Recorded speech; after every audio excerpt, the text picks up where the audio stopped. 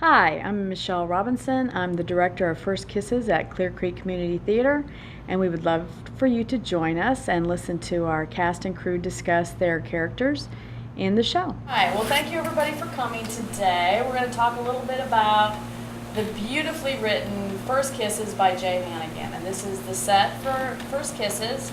And I have a couple of questions for you all, and so feel free to answer these as you wish. Question number one, what made you decide to come and audition for the show? What drew me to it was the story in and of itself.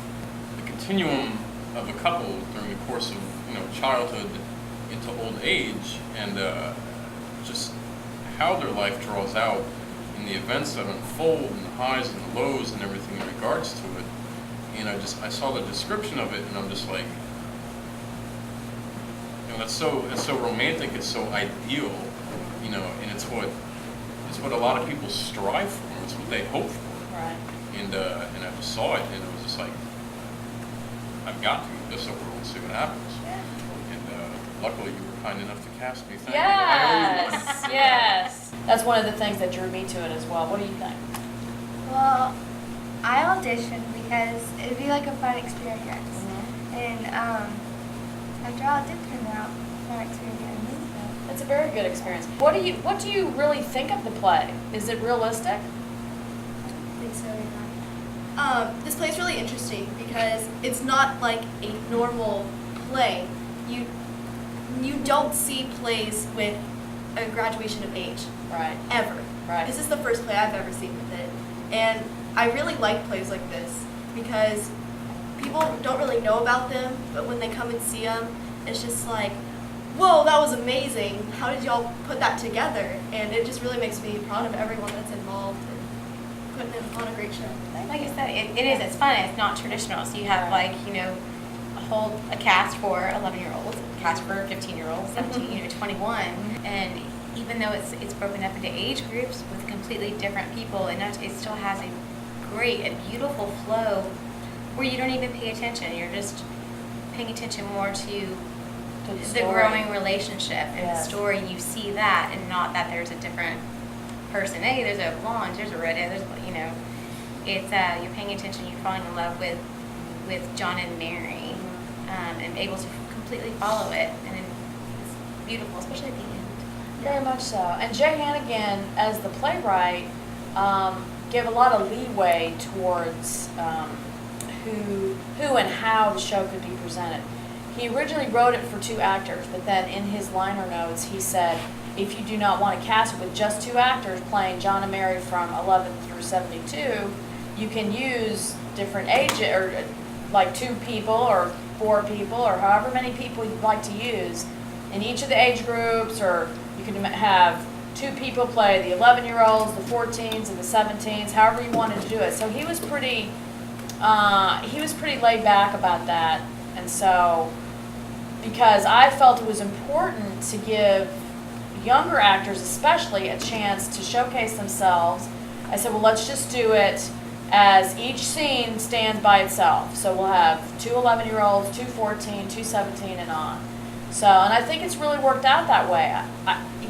You get such a varied group of people who bring their own little twist to it, and that makes it more exciting, because you don't know what's going to happen from day to day. I mean, of course you're kind of working it out during the rehearsal process, but then when you see it, especially when you have 2 different 11-year-olds playing the same part, and then you have 2 different girl 11-year-olds playing that same part, it becomes very interesting, and I would love every person who's seen it to come back on the other night that the other group is playing.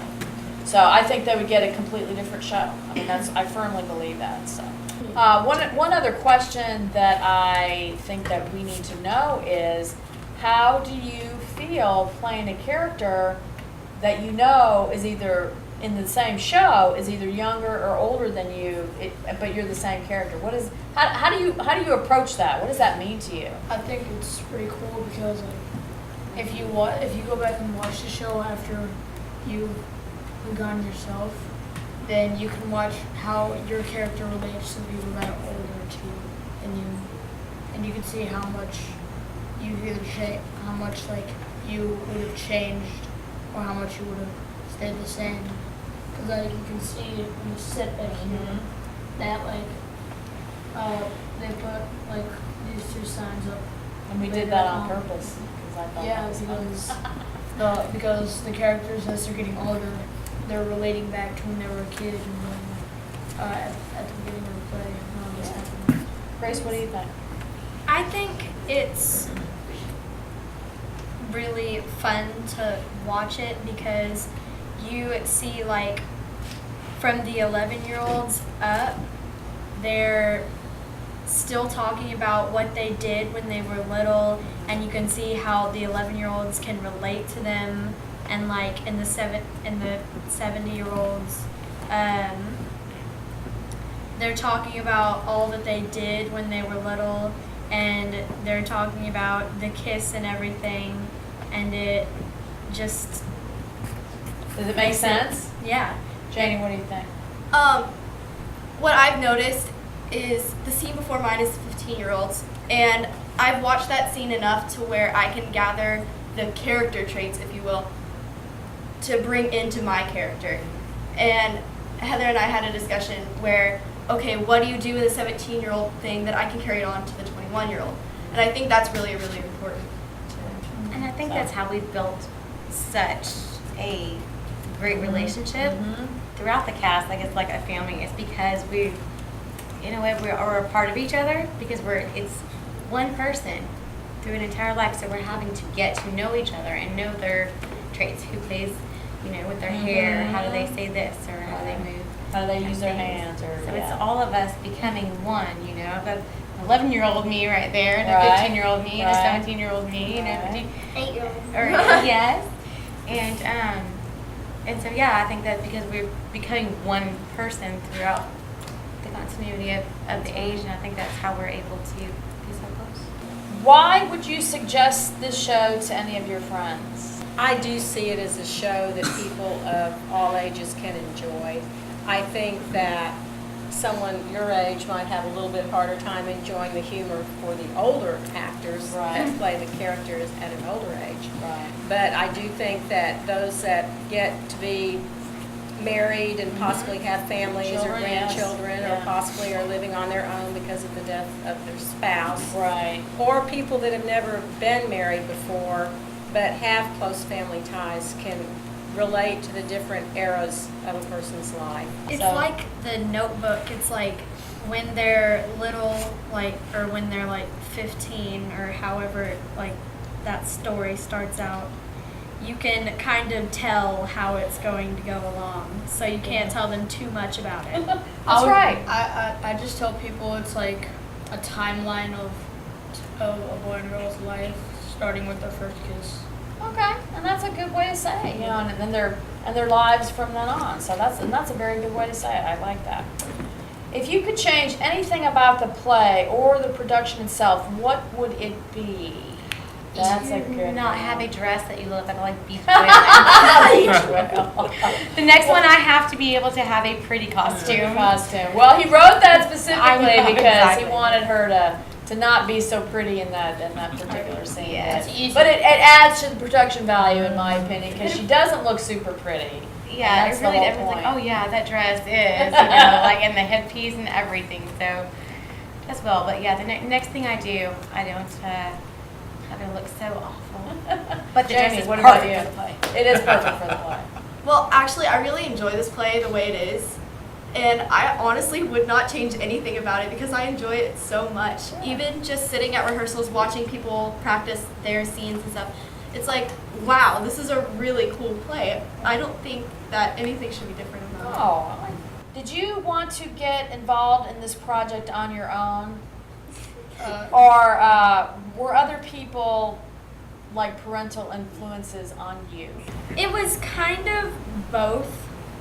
It was mostly me really wanting to have fun and have the experience to work with grown-ups. You're at the wrong place. Oops. But it was also my mother. That was the first time I had ever heard about it, and she actually told me what it was about, and I thought it would be a very good experience. Yeah. I just said, my mom, it was like such a last minute thing. She just It was like the day of, I just said, I was just playing basketball with my friend, and my mom comes out and said, Lyndon, you want to go audition for a play? I'm like, I don't know. She says, you get to kiss girl. I'm just like, I'm in. He's starting out young. That's all right. We're training him right, all you guys, right? Right. That's I didn't oh. like walk. They're gonna like slap me as soon as What kind of things do you guys talk about on the ride to and from the house? What do you talk? Do you talk about stuff that went on that night, or do you want to completely forget about everything? Grace, what do you and your mom talk about? Because I know she drives you.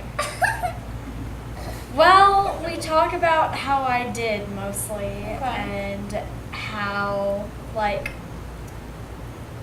what notes I got and what we needed to improve on. That's good. How about you guys? What do you two have to say? I talked to myself in the car on my way home. Just that. No, that totally counts because I do the same. And I run the lines over in my head Good. and try to figure out, okay, how I'm gonna do it better next time. Yeah, what about you? I think on the way home, mostly it's, what were you thinking? No, but like it was stated, I'll go over the performance because I am my own worst critic, and even if I feel it was just absolutely wonderful, I'll still find that one small thing and obsess over it. Yes. It's like, what were you doing?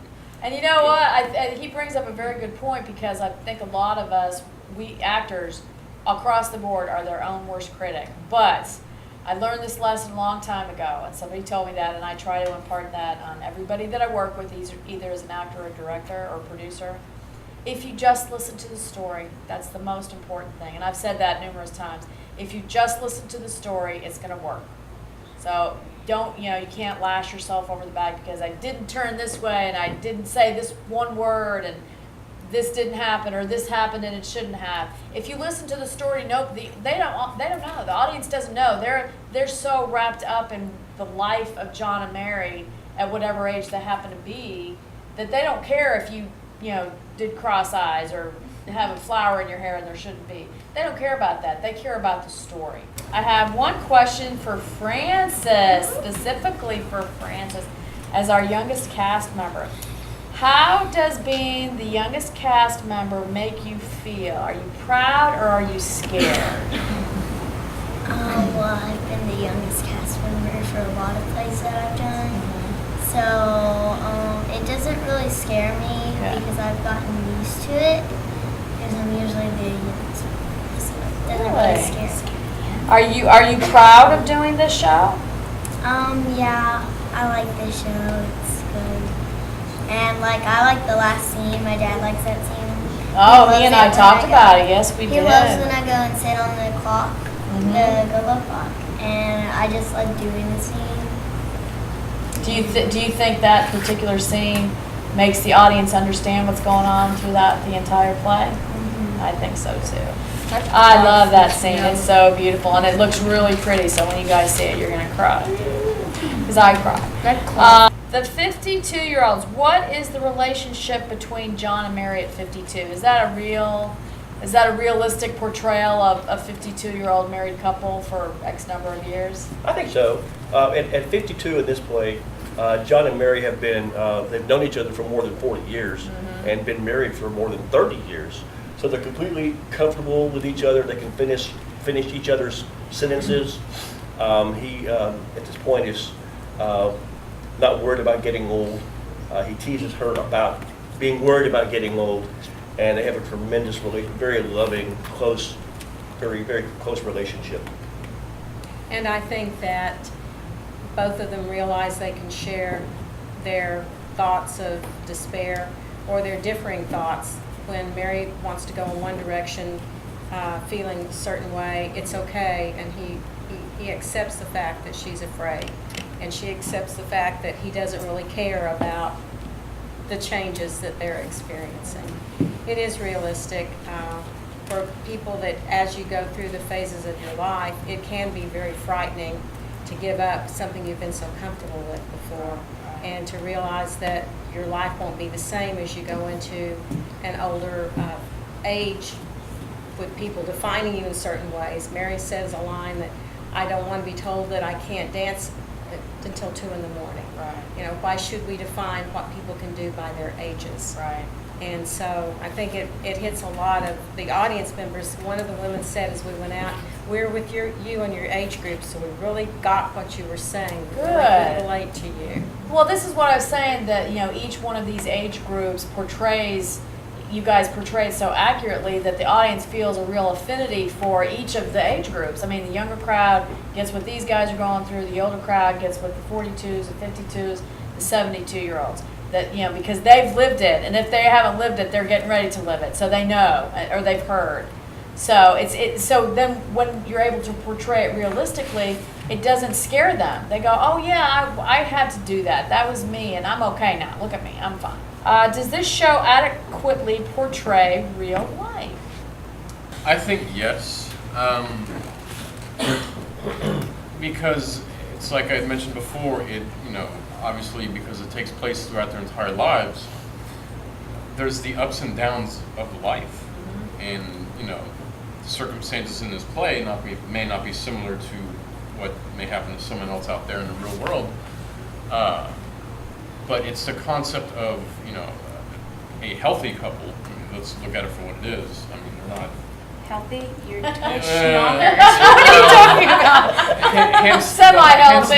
We'll go there. The point is that, you know, they do have that even keel of togetherness throughout all of this, and they get through the bad times together. You know, they support each other, and you know, in the end, reflecting on the good times as well and everything. And it's just as far as it being based in reality. I believe that yes, in so much as everybody, regardless of who you are or whatever your circumstances is, even at whatever age you're at, you can still look back and reflect upon things. And even, you know, during each scene in this play, there's, you know, good things and bad things that happen. And even to whatever age you're at, you can reflect. It's like, oh, you know, yeah, that happened, and I got through it, or I'm Right. getting through it.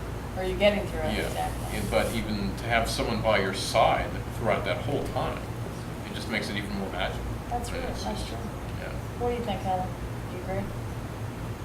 I agree. I think it is. I think it's I think in reality it shows the maturity and the growing and how relationships build and how important it is to have relationships, to have that buddy. Did anybody have, before we finish, did anybody have anything else to say about the show in general, or why people need to come see it? There's going to be one line or one thought or one activity in this show that everyone can relate to. I think, and this is just a personal note in regards to this production, I have never seen a cast come together as Oh, absolutely. almost a family as we have. Good. I mean, you know, if I could speak for Heather, you know, we've got, you know, fake daughters, fake sisters, nieces, nephews, cousin, uncles, whatnots, Whatnots? pets. No, and I'm kidding, baby. Uh-oh, that was a And evil it's look. She's just- speechless again. And it's so enjoyable to be on this set, be it rehearsals, be it even in the green room, just goofing off, being on stage, you know, doing our thing.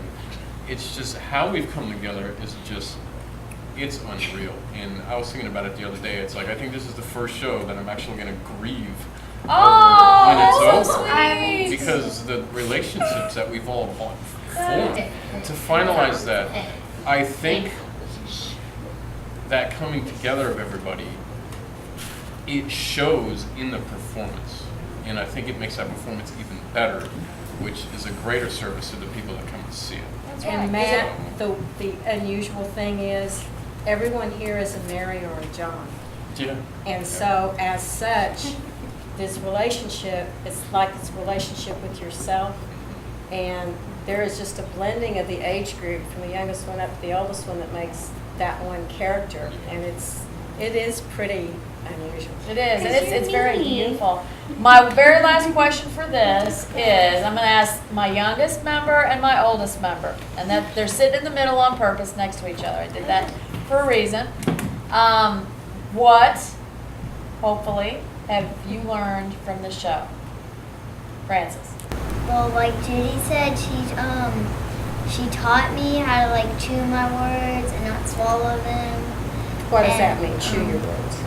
Chew means like enunciate and like be real complete. Yes. And then the swallow means like barely say your words because like you know how you close your mouth when you swallow, so you're pretty much not talking.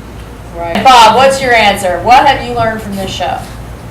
Well, I've learned what it was like to work with the lady I'm working with, Kate, and what she's given to me in the scene that we work with. That's the thing that's the capper of the show. That's what holds it all together, and it takes two to tango. There's no way that this is only mine, Right. hers. It's ours. Right. And everybody around is part of what makes it work. So thank you.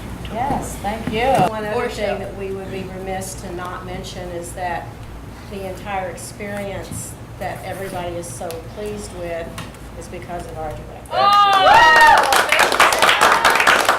I'm so glad I have such a wonderful cast to work with. It's been very easy to plug everybody into the different roles. I mean, you know, my vision of it, the director always has their own vision, and it doesn't necessarily work out like that. But this has been, you know, a really great cast to work with and plug everybody into the parts that I saw them, I envisioned them in, and they've just brought it to life, and that makes me happy when I can hear some really good responses from the audience and people. I mean, they cry. They're crying when they talk to me about this, and that just makes me, you know, I just feel so proud that I was able to make it happen with you guys at the helm. I mean, that just makes it so much easier for me, and I really appreciate that. So I'm glad we got this chance to get together and talk about the show and what it means to you and how powerful it is. It's a very powerful, funny, and sweet show, and I'm glad we all got the chance to do it. So thank you guys. I applaud